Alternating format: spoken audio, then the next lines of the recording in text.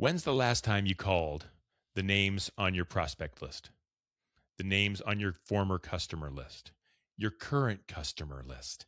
Are you reaching out to the people who already know you, or are you spending all your time on new prospect development? Let's talk about lead generation. Let's talk about it with Victoria Wojnicz next on Purpose Under Pressure.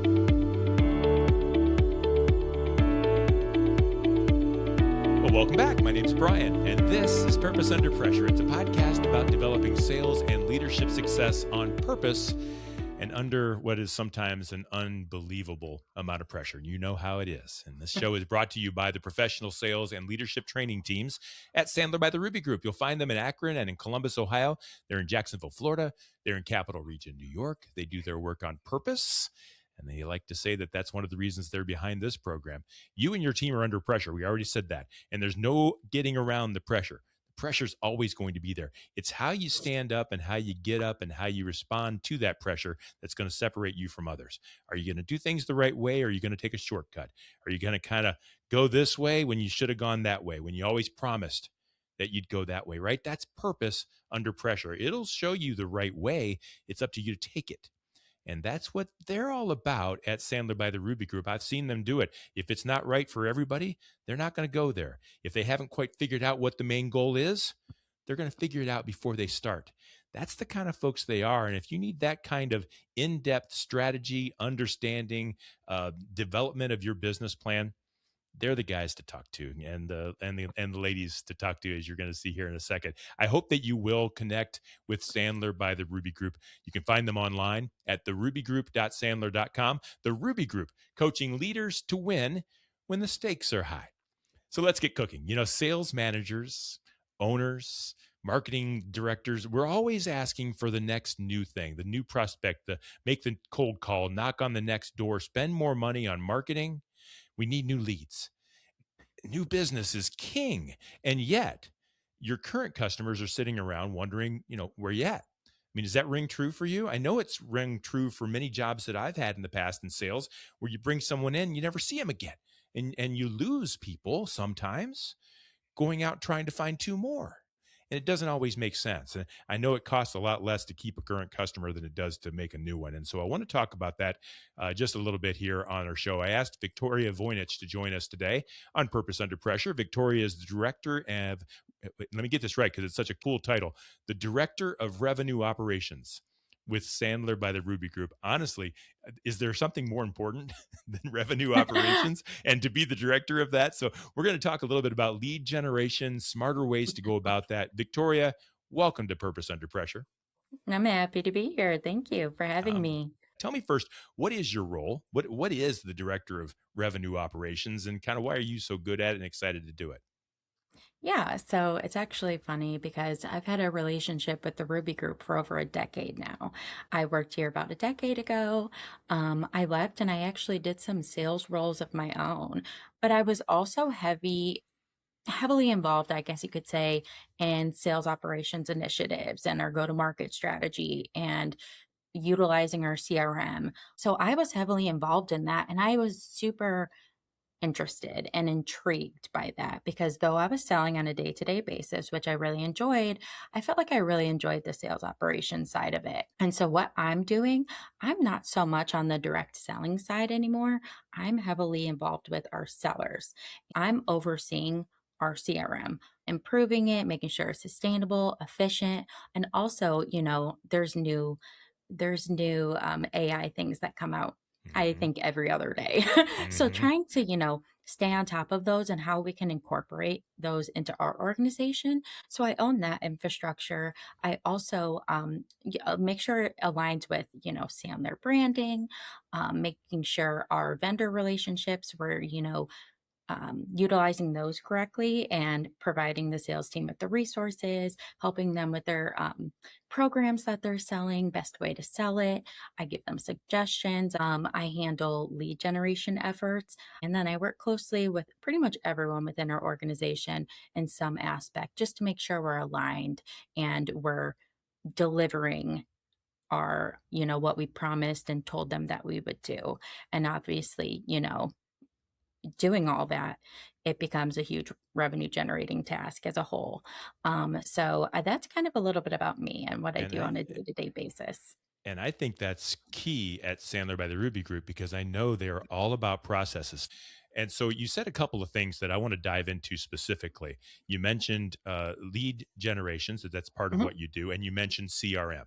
And I want to dive into those two things almost as a dual conversation. mhm, So let's talk about a little bit about what a CRM should be. And then I want to get into things that we can do to use it to generate real mhm, revenue and real opportunities. mhm. Yeah, absolutely. It's about honing in on the quality of what's in your CRM. It's a huge database full of hundreds of thousands of pieces of information that are so easy to lose track of. You'll see a name and you'll never see it again. Yeah. So we're so heavily reliant on processes. There's certain things that we do with our current clients. We always, even though they're current clients, we always kind of have a next step of some sort. Obviously, it's part of account management. But that's all stored in there. But what happens when a client goes away? Just because they go away now doesn't mean they're going to be forever gone. So Yeah. much changes. Think of your own organization. How much changes within a year? The personnel, the organization's growing. Doesn't mean you can't grow with it. So just because someone offboards or, goes away for a certain amount of time, I have kind of a general rule of thumb. Anytime someone falls off for a reason that I don't want to say is respectable, but they give us an honest reason. And typically we're like, you know what? We're so okay with that because we want to make sure we are aligned with what you're Mhm. doing. But I'll make sure that we have a next step to check in at some point, even just a business check in. And if it leads to nothing, then it leads to nothing. They're always okay So with that. They'll never say, "No, don't exactly. ever call me again." That's never the situation. Yeah. Exactly. And then there's just if you were able to pull a report of all the organization and or contacts in your database, that if there's a way for you to search last activity time, and let's say it was before 2024 or 2025, I'm not gonna lie, I did that earlier this year, and it was enlightening how many accounts and how many contacts in our system haven't been touched in over 2 years. It just fascinates me. 2 years, so they're in your system, you've talked to them Mhm, before, you haven't talked to them in 2 years, and in the meantime, you're scanning AI and looking for lists yep, and buying lists and mhm, calling strangers trying to figure the next yes, step out. What a missed opportunity. exactly, and there's a few other general practices that kind of align with what I was saying right there is always revisit, those I call them recapture. Our ultimate goal is to recapture their business. Mhm. If, we had that relationship, it fell off for whatever reason. But then another step, and the big step that we were just talking about, I call it waking up your dormant CRM. How can we figure out how to utilize the information that we already have instead of, like you said, people are paying thousands, hundreds of thousands for new contacts. I don't even know if they're leads, they're just contacts, they're They're just just names contact and phone information, numbers and they're email just addresses. lists, Yep, you yep. know? So I'm big on segmenting and doing searchable, sortable fields at the contact level and at the organizational level. So wake up that dormant CRM. And again, see if there's a way, whether it's internally or with maybe your CRM partner, to say, hey, what's the best way to see what contacts we haven't reached out to in the last 3 years? So go into this cleanup with a strategy.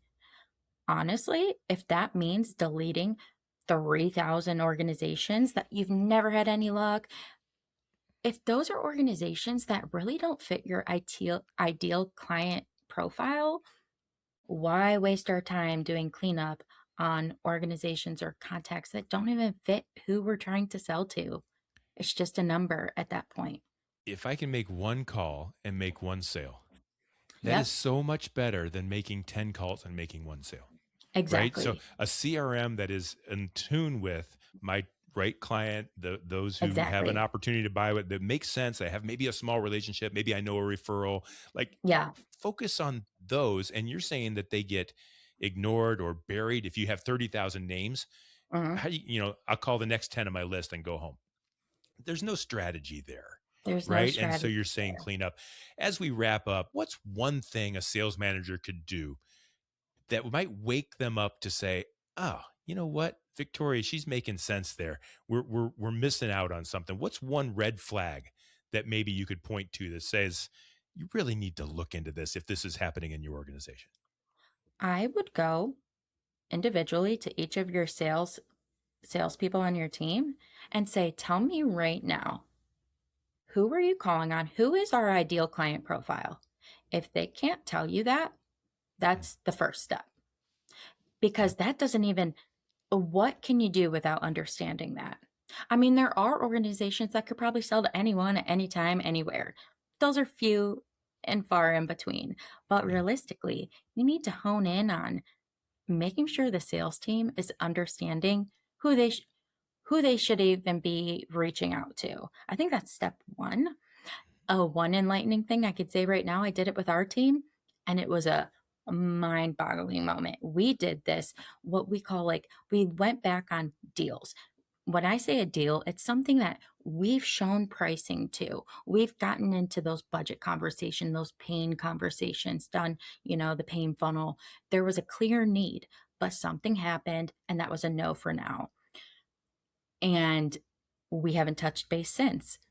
I ran that, and honestly, we are like, "Oh my god," you know?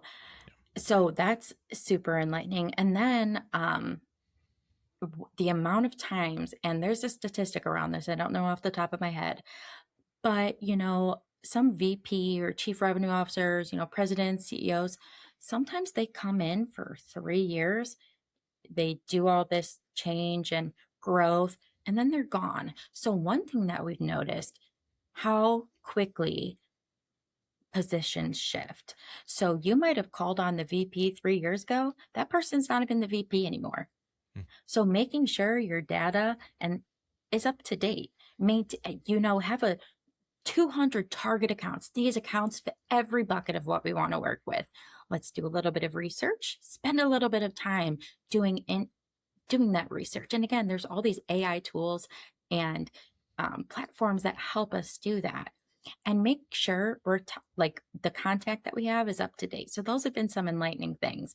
But I think the biggest thing in step one is, if your sales team can't nail down who it is and what types of organizations or people that they should be talking to, I think that's a big step one. I think it ties right into the title of the show. It's purpose under pressure. If Mm-hmm. you're reacting to the pressure, I need more leads, I need more leads, you'll pick up the phone Mm-hmm. book and start at A, right? Yes. And if Yes. you're doing things on purpose, you've got a strategy, you've got a list that Mm-hmm. makes sense to satisfy the strategy, and you're not running around like a chicken with your head cut off. You're focused, and I think that makes a ton of Exactly. sense. So if I'm a business owner, and I know the team at Sandler has told me many times, hey man, we're not just sales training. We help businesses get this stuff together. If there's a manager or a leader out there that's having trouble with their CRM or has heard what you've said and Mm-hmm. said, I think that could use that kind of thing. Does Sandler help them do that? And if so, how would they reach out to you or to them or whatever to kind of talk about some of these strategies that you've talked about today? Definitely a huge part of what we train on. We're not just teaching you topics and then go use those topics. We're going to look at your sales process. We're going to get aligned on your go to market strategy. We're going to get aligned on, a competitor analysis. We're also, if they come to us with a pain that says our CRM is awful, obviously we can say, okay, let's come up with a plan and help formulate a plan to make your Mhm. CRM more intentional. So if anyone would That's a like to great contact idea. me, it's Victoria.Wojnicz@Sandler.com. Victoria Wojnicz, thank you so much for sharing this Yeah. information with us. It's something we don't, like I said, we don't talk about this kind of stuff so Hmm. often. We're so focused on what's next. And I'm Yeah, glad we got to exactly. spend the time on what we already have, this gold mine that lives within Yeah. our CRM. So Victoria Wojnicz, Thank you she's so much. Director of Revenue Operations at Sandler by the Ruby Group. Victoria, thank you so much for joining Yep. us on Purpose Under Pressure. I'm Yep. glad you're here. Thank you. Folks, thank you for being here. See, there's a wealth of information here. I know you didn't wake up this morning trying to figure out how to make your CRM better. You're probably getting ready to throw it in the garbage. No, make it better. Thank you for listening. Thank you for watching. We do this every week.